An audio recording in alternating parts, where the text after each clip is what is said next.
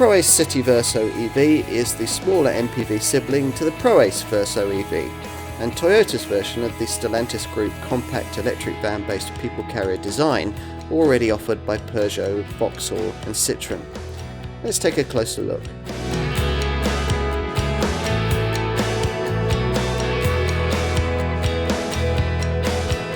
Toyota enters the EV market for small MPVs with this Proace City Verso EV.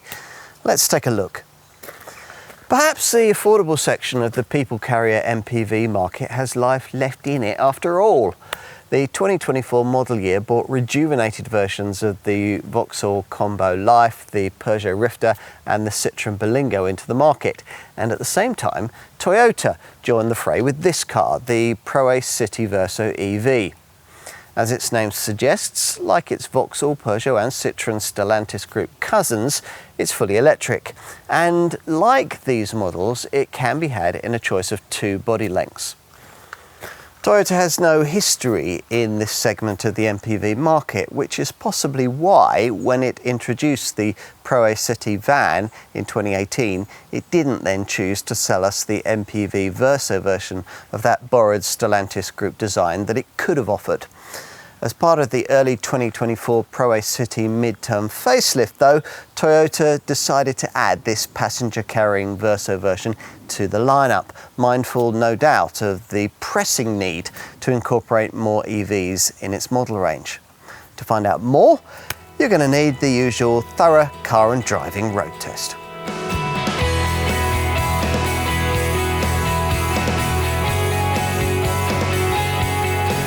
If you know anything about the engineering of this product, you won't be expecting it to be any different to drive than its E-Rifter, E-Berlingo or Combo Life Electric Stellantis Group EV cousins. And of course, it isn't. Start up and there's the usual beep as you get the sign that all is ready to pull away, which you do in the default normal drive mode. The other selectable drive settings are Eco and Power.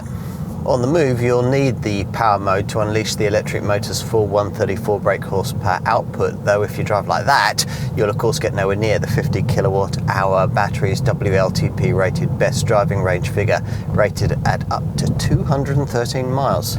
Better to stick to the normal mode, which restricts output to 108 brake horsepower, or possibly around town to Eco mode, though that just gives you 81 brake horsepower and restricts the climate system. Normal mode should be fine for realistic maximisation of range, particularly if you select the B transmission setting that increases brake regeneration, which is your only option in that regard. This Toyota doesn't get the steering wheel mounted brake regen paddles that are now fitted to the Citroën, Peugeot and Vauxhall versions of this design. Stellantis hasn't allowed Toyota to offer the useful optional grip control system you get on those cars either. As usual with EVs, if you need performance, it's only a right foot jab away. 62 miles an hour from rest occupies 11.2 seconds. But the instant response you get to 30 miles an hour makes this MPV feel quicker than that. Overtakes are easy too. 50 to 75 miles an hour takes 8.9 seconds. Like all electric vehicles, this one has a bit of a weight problem. That drivetrain adds over 300 kilograms of bulk. But that arguably helps this Toyota when it comes to ride quality. You'll feel things like speed humps keenly, but at speed on the open road, it handles tarmac tears reasonably well. This Proace City Verso EV feels really at home in an urban environment thanks to the instant acceleration, and you'll certainly feel confident in it on the school run because all-round visibility is great and the steering's light. Parking's easy because rear sensors and a reversing camera are standard fit across the range.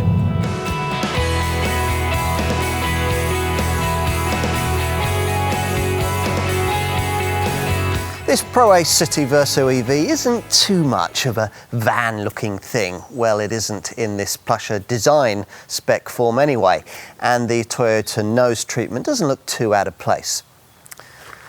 That better spec trim level is marked out by these 16-inch alloy wheels fitted instead of the base model's dour steel rims, and by black roof rails and door mirrors, along with body colour side mouldings with this smart silver trimming strip. So that the neighbours know you've gone EV, Toyota's provided this prominent electric badge on each front wing. As usual with this Stellantis group-derived design, 2 body lengths are available. This 4.41 metre medium L1 version and the alternative 4.78 metre long L2 derivative. Inside, Stellantis hasn't allowed Toyota to add the regen brake paddles behind the steering wheel that you get with the Citroën, Peugeot and Vauxhall versions of this design. But this Proace Verso EV does get the same updated screen tech as you'd find in those cars, a configurable digital instrument cluster and a 10-inch centre screen upon which navigation is standardised with both trim grades, plus there's smartphone integration with Apple CarPlay and Android Auto.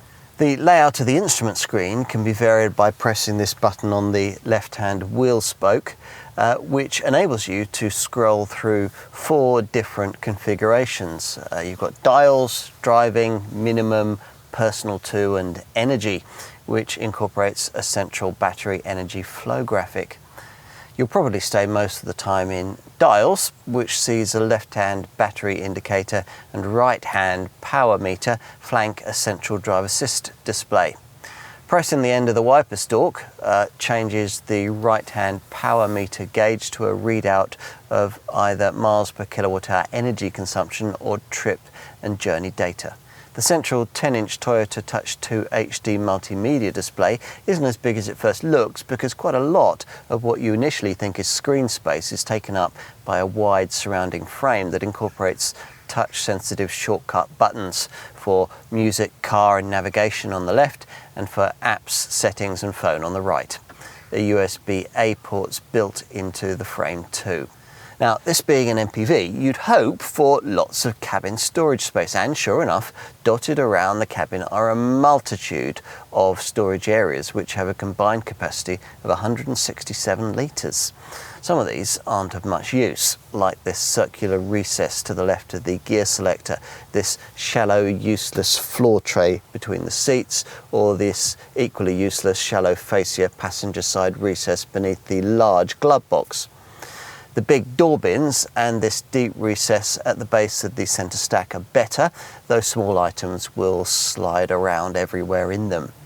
Better thought out is the ceiling storage shelf, plus there's a useful recess behind the centre screen and a lidded box above the instrument binnacle. Plus you get a sun visor, ticket clip and cup holders in each corner of the dash. The longer L2 length variant has 2 additional removable seats in row 3, but here, as mentioned, we have the medium length L1 model. Let's take a look inside. Because the battery pack is neatly mounted beneath this MPV model's floor, cabin space is not compromised. And you might be surprised to find that these sliding doors incorporate electric windows and decently sized door pockets. Plus, you get overhead reading lights. But compared to the other versions of this design, well, there's quite a lot missing here that Stellantis has decided Toyota can't have, like individual rear seats, front seat back tables, and the option of roof storage with glass panels. We're surprised that seat back pockets, cup holders and USB ports are missing in a family MPV like this. The seat headrests dig uncomfortably into your back until they're raised, and it can be difficult to slide the door shut once you're inside. One nice to have touch this Toyota has been allowed to have is this opening rear tailgate glass panel, which is a real boon when you simply want to throw a light bag inside the back. Now that's mainly because the tailgate itself is a real pain to lift, heavy and vast with no powered operation option and needful of a large area behind when you need to pull it up. Still, once it's raised, you'll be able to shelter under the thing in the rain, while the kids are getting their school bags out of the back. Even this 5-seat short wheelbase L1 model can swallow 597 litres in its boot, while the alternative long wheelbase L2 version has a capacity of up to 850 litres. You don't get the fixed parcel shelf that's supplied with other versions of this design, allowing you to, theoretically, position the family dog above your shopping. Instead, there's this pull-out tonneau cover. There's no extra room beneath the cargo base, and this charging lead bag takes up valuable space on the floor. But there's side storage on the right. You get 4 of these tie-down points, a dim light on the left and a strap to pull the tailgate back down. The second row seat splits 60-40, freeing up as much as 2,126 litres of space in this L1 version. It'd be up to 2,693 litres on the L2 version with the rear rows folded.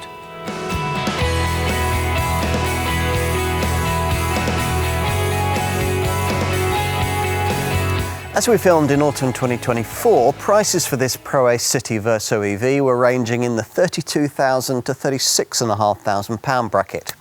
Many customers will choose the mainstream Icon trim level, available with medium L1, that's 4,403mm, or the long L2 version, that's 4,753mm long. Those are the 2 body lengths. This plusher design spec comes only in L1 form. As you'd expect, prices are very similar to what you'd pay for the identically engineered Citroën e-Berlingo, Peugeot e-Rifter and Vauxhall Combo Life Electric versions of this same design. The Icon equipment specification includes most of what you'd need: a 10-inch multimedia display, a navigation system, smartphone integration with Apple CarPlay and Android Auto. You get automatic headlights, an electronic parking brake, and on the longer L2 variant, a removable set of third-row seats. If this L1 body shape is really all you need, and you've got a bit more in the budget, then this plusher design grade is probably worth stretching to. Adding 16-inch alloy wheels, roof rails, smart entry, automatic windscreen wipers, retracting door mirrors, body-coloured bumpers, side mouldings and door handles, plus there's gloss black door mirror casings, a reversing camera and an energy-saving heat pump for the automatic air conditioning system. Safety kit fitted across the range. Well, that includes an active city brake autonomous braking system, driver's attention warning and road signs recognition, plus all the usual systems for traction, stability and braking, along with a suite of airbags connected to an eCall system that'll alert the rescue services with your exact GPS location if any of them goes off.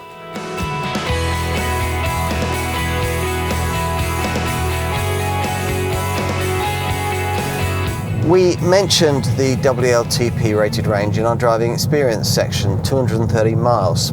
A range of provided BEV features delivers key information at a glance: battery charging and thermal preheating programs, a charging station locator, an autonomy range check and a battery usage display. As you'd want, the Proace Verso EV supports up to 100 kilowatts rapid DC charging with an 80% recharge taking half an hour, while a full charge from a 7.4 kilowatt garage wall box single phase takes 7.5 hours thanks to the 7.4 kilowatt onboard charger. Customers with access to 3-phase power can specify an optional 11 kilowatt onboard charger that will charge this Toyota in 4 hours 45 minutes. That's when using a wall box that also supports this faster home charging solution. As usual with a compact zero emissions EV model, there's a benefit in kind first year tax rate of just 2%. That's until 2025, as is exemption from London congestion and ultra low emissions charges. Maintenance intervals are much as they would be for a combustion model of this sort, but there'll be less for the workshop to do, so costs should be lower. There are plenty of Toyota outlets to choose from, so you should never be too far from one. For peace of mind, the lithium-ion battery pack in this model comes with an 8-year, 100,000 mile warranty for up to 70% of the initial battery capacity. A key ownership attribute over this model's Vauxhall, Peugeot and Citroën design stablemates is the fact that Toyota offers a 10-year warranty provided you keep the car serviced at a franchise dealer.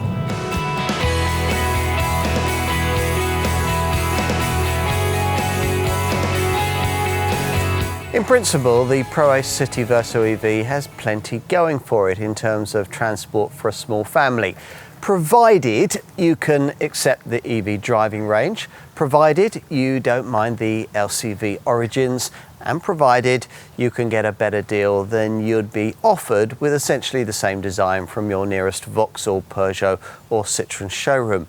Lots of provisos then. They needn't necessarily be deal breakers against this Toyota though. MPVs like this are typically used for small commuting distances, so the 213-mile range between charges should be fine for most customers. The LCV origins mean a boxy shape that makes this car really practical, and there's an easy reason to choose this Proace Verso EV rather than the Vauxhall, Peugeot or Citroën versions of this design. Toyota's far superior 10-year warranty. So, is this car starting to make sense to you now? For some, it just might.